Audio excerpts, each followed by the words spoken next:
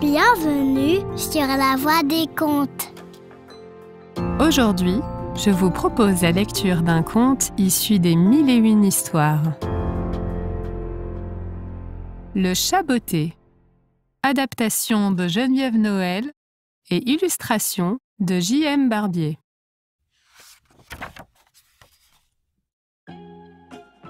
Un meunier avait 3 fils. À sa mort, ses enfants se partagent son héritage.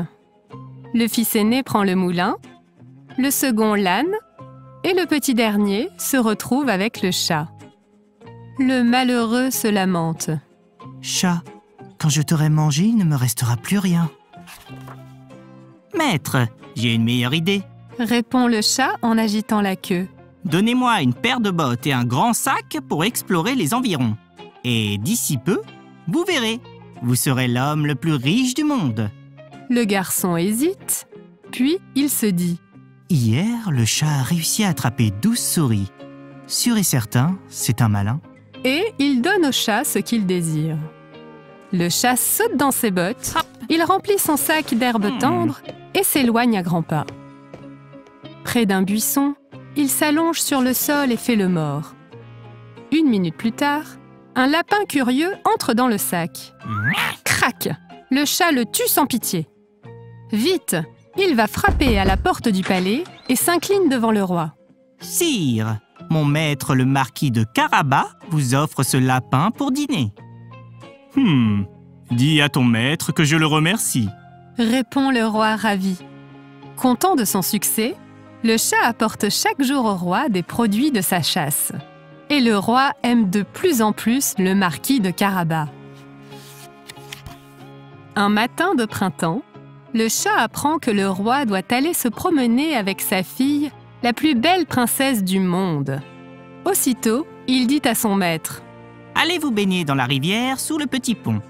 Et ne vous étonnez pas si je vous appelle marquis de Carabas. »« Marquis de Carabas ? C'est un joli nom. » répond le garçon. Et il obéit à son chat. Il est à peine dans l'eau que le carrosse du roi arrive, tiré par 6 chevaux.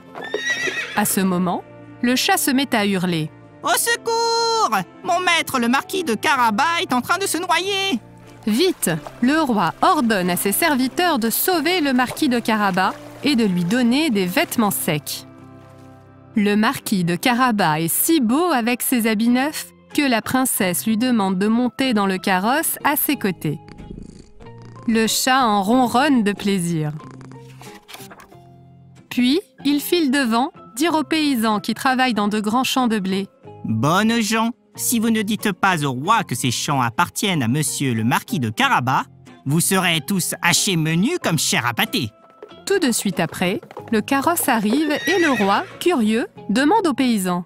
« À qui appartiennent ces superbes champs ?»« À monsieur le marquis de Carabas. » répondent les paysans effrayés par les paroles du chat. « Le marquis de Carabas est vraiment très riche. » dit le roi surpris.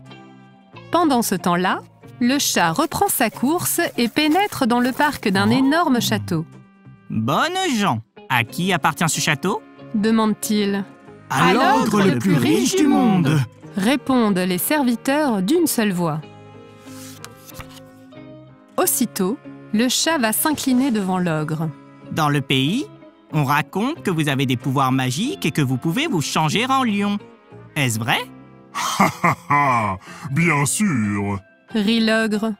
Et en 1 seconde, sans laisser au chat le temps de faire ouf, il se transforme en un énorme lion rugissant. Affolé, le chat saute sur le rebord d'une fenêtre et bredouille. Bravo!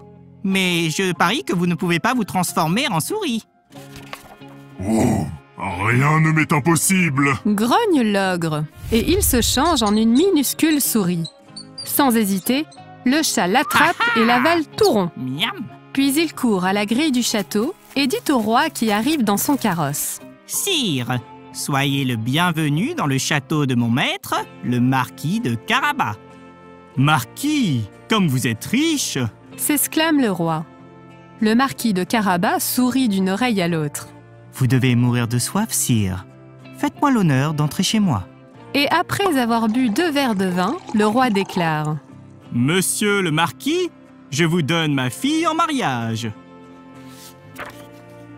C'est ainsi que le marquis de Carabas épouse la princesse la plus belle du monde.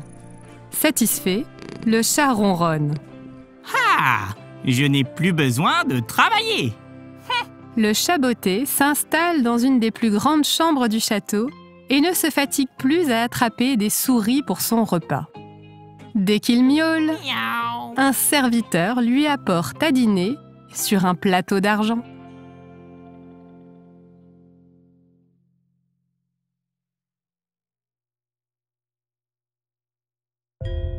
J'espère que cette lecture t'a plu.